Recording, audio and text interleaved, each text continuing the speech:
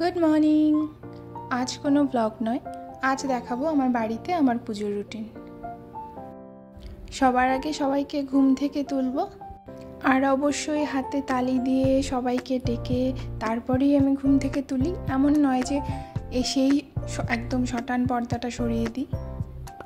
আজকে যেহেতু আমি বৃহস্পতিবারের পুজো রুটিন দেখাচ্ছি, তাই জন্য মায়ের ঘরটা তুললাম। আপনারা আবার ভাবতে পারেন যে আমি কি রোজই ঘর তুলি নাকি।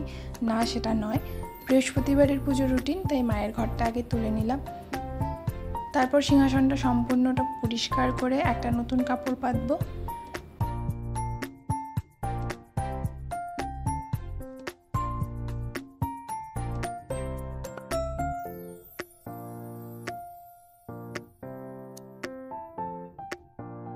এই সিংহাসনে পাতার কাপড়গুলো তো আমি আসার সময় ওখান থেকেই নিয়ে এসেছিলাম, আপনারা জানেনই। আর আমি যখনই আসি বা আমরা এমনিতেও যখন বাড়ির থেকে বাইরে কোথাও বেরোই, ফেরার সময় আমরা কিন্তু ঠাকুরের জন্য কিছু না কিছু নিয়ে আসি, না হলে কেমন একটা যেন লাগে। তো এবার সব বাসনপত্রগুলো ধুয়ে নেব। আমাদের বাড়িতে কিন্তু পুজোর জন্য কোনো রকম স্টিলের বাসন ব্যবহার হয় না, কাঁসা, পেতল অথবা পাথরের বাসনই ব্যবহার হয়। আর পুজো করতে করতে ভাবলাম এটাও একটু দেখিয়ে দিই। এটা একটা ছোট্ট বাস্কেট, এখানে আমার সমস্ত ঠাকুরের শীতের জামা কাপড় রয়েছে, আর এইগুলো কিন্তু বেশিরভাগই আমার মায়ের বানানো। এবার রোজকার মতো গনুকে স্নান করিয়ে নিই।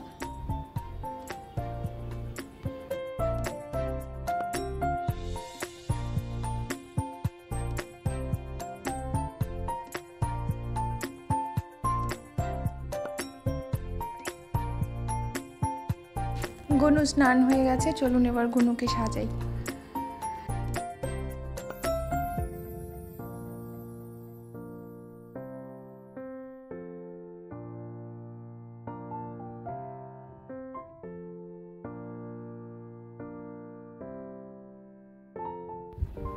দেখুন তো কেমন লাগছে আমার গনুকে।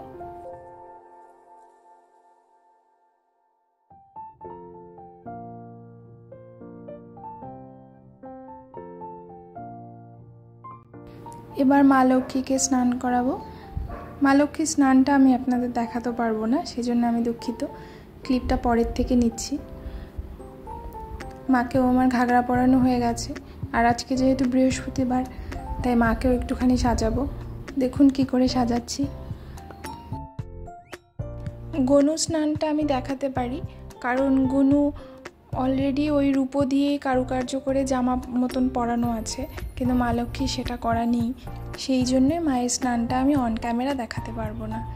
ইভেন ঘরেও যখন মাকে স্নান করানো হয়, দরজা বন্ধ করেই স্নান করানো হয়, বা বাড়িতে যদি অন্য কেউ আসে, ঘরে যদি কেউ থেকেও থাকে, আমরা বলি তাকে একটু বাইরে যেতে। এই যে সকলকে সাজানো, গয়না পরানো, জামা পরানো, এইগুলো খুব সময় সাপেক্ষ কাজ।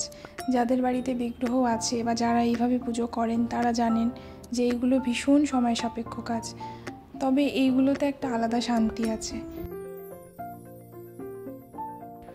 এই যে মাকে যে সাজাচ্ছি, এগুলো সব আমি ফেব্রিক দিয়েই করি, তাহলে বেশ কিছুদিন এটা থাকে। পাগুলো দেখুন কি কিউট লাগছে দেখতে। মাকে সাজানো হয়ে গেছে, এবার সিংহাসনে বসিয়ে দিই। দেখুন কিরম লাগছে বলুন তো। আমাদের এখনও উপরতলায় ঠাকুর ঘরটা কমপ্লিট হয়নি বলে আমরা এখনও রাধাকৃষ্ণ বা পঞ্চতত্ত্ব কোনোটারই বিগ্রহ কিনতে পারিনি, কারণ এখানে একটা সিংহাসনে সবাইকে রাখা সম্ভব নয়। তো ভবিষ্যতে ওটা কমপ্লিট হয়ে গেলে তারপর আমরা রাধাকৃষ্ণর বিগ্রহটা বসাবো ঠিক করেছি।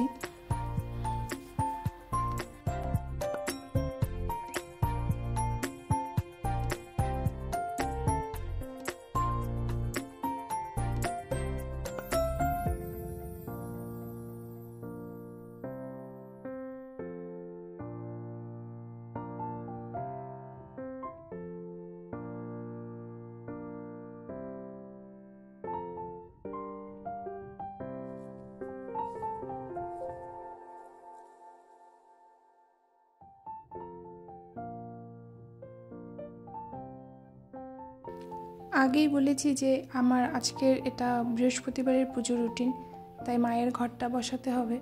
তো এখানে কলা পাতার খুব অভাব, তাই আমি একটা পেতলের থালাতেই ধান দুব্বো দিয়ে তার মধ্যে সিঁদুরের ফোঁটা দিয়ে ওখানেই ঘরটা বসাই।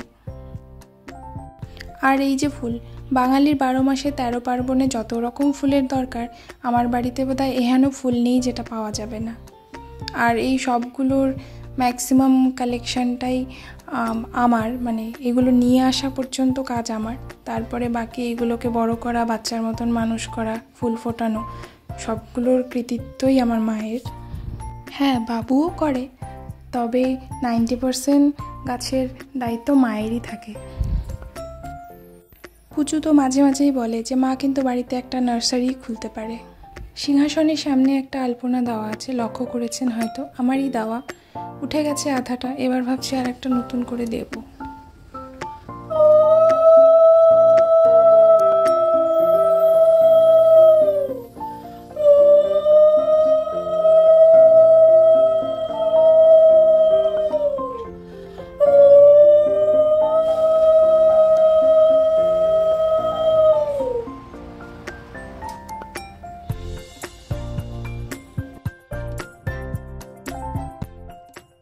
আপনারা কেউ কিন্তু আবার ভাববেন না যে আমি রাধাকৃষ্ণকে কেন লাল রঙের ফুল দিয়েছি। ওটা কিন্তু লাল রঙের ফুল নয়, ওটা পিঙ্ক কালারের জবা ফুল। তো হয়তো ক্যামেরার জন্য এরকম লাল রঙ লাগছে, তবে ওটা লাল জবা একেবারেই নয়। আমি লাল জবা শুধু গনুকে আর মা লক্ষ্মীকে দিই। আমার বাড়িতে আপনারা জবা ফুল পাবেন অন্তত পক্ষে 25 থেকে 30 রকমের, তারপর গোলাপ পাবেন অন্তত পক্ষে 20 রকমের, কাগজ ফুল পাবেন 15-20 রকমের। এর বাইরেও আমার বাড়িতে আরও নাই করেও আপনারা 50 থেকে 60 রকমের ফুল পাবেন। আর এখন তো বর্ষাকাল, সেই জন্যই মানে এত কম বললাম। শীতের সময় অনেক বেশি ফুল হয়, মানে আমি কখনো শীতে বাড়ি এলে আপনাদেরকে দেখানোর চেষ্টা করব।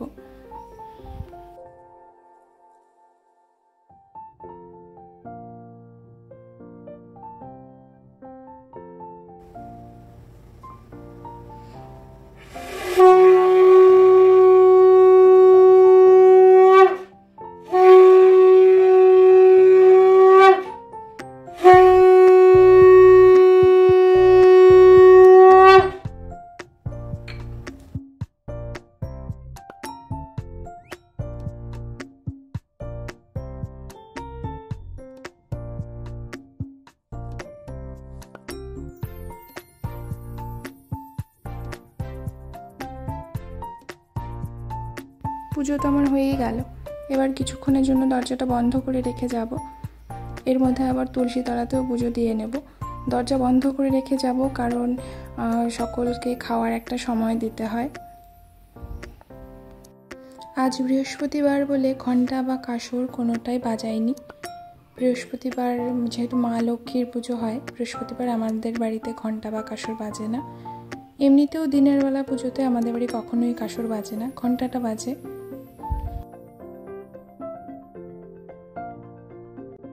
আশা করছি আপনাদের আমার এই পুজোর রুটিনটা ভালো লাগবে। ভালো লাগলে অবশ্যই like, share, subscribe and comment করলেও করতে পারেন। দেখা হচ্ছে অন্য কোনো ভিডিওতে, ততক্ষণ ভালো থাকবেন, সুস্থ থাকবেন। Bye bye.